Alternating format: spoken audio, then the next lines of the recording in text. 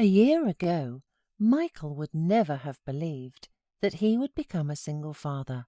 He worked as the chief technologist at a large company.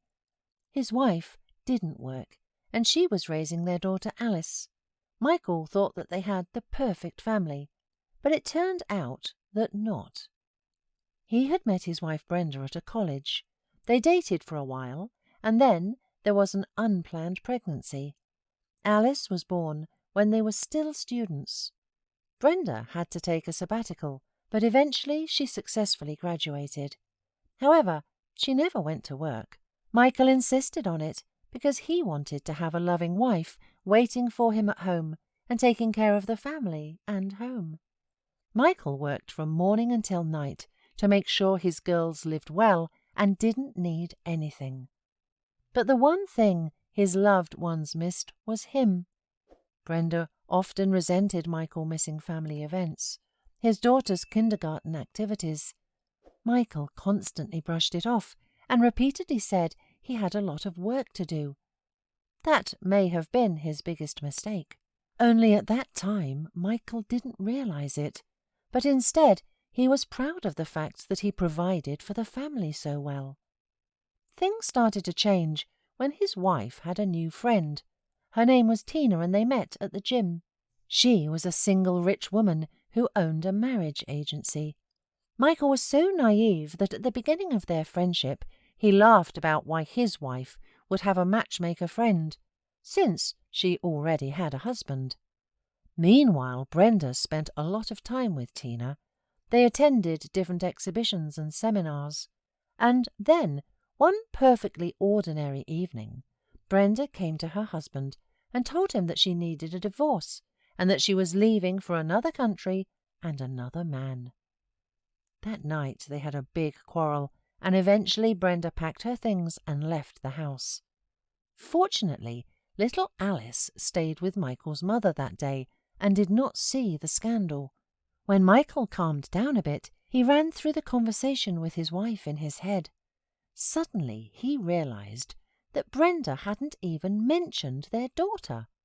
Michael immediately called her and asked about what would happen to Alice. Brenda sighed heavily and answered that she was tired of being a mother and wife without a husband, and she wanted to be only beloved woman, so Michael should figure out what to tell Alice himself. After they divorced, Brenda went to Italy.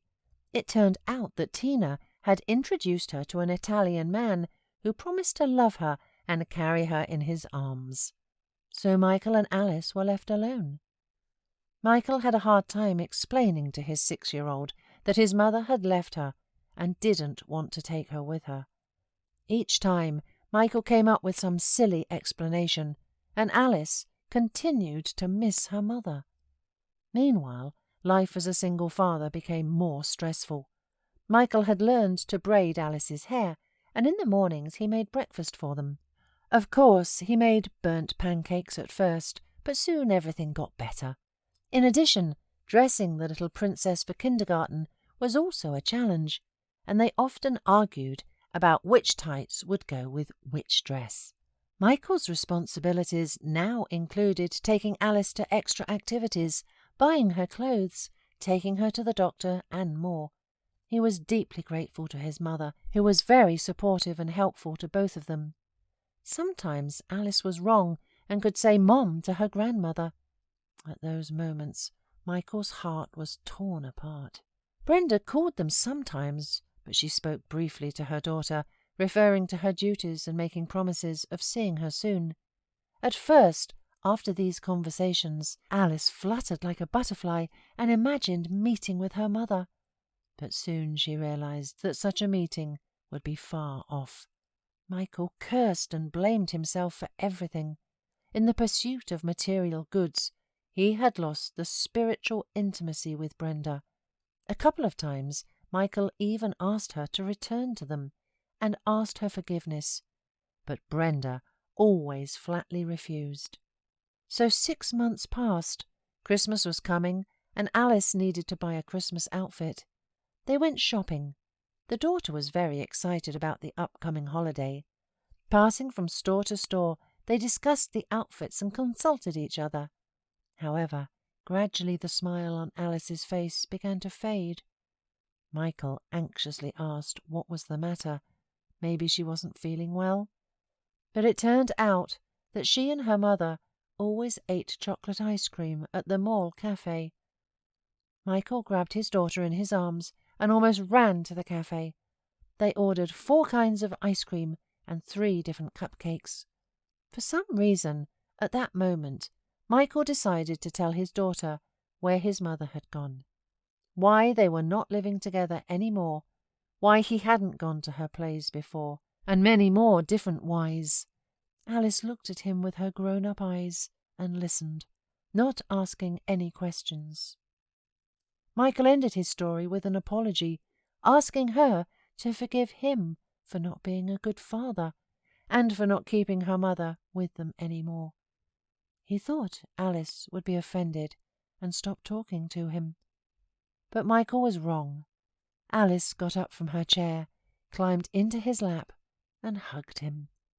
And then she whispered softly in his ear that he was the best daddy ever, that he should not be afraid, because she would never leave him. That day they bought the most beautiful dress. A week later, for the first time, Michael visited to Alice's play at the kindergarten and realized how much he had missed. And in the spring, he received a job offer that he couldn't refuse. Michael became head of the company's new office. To do so, they had to move to another city.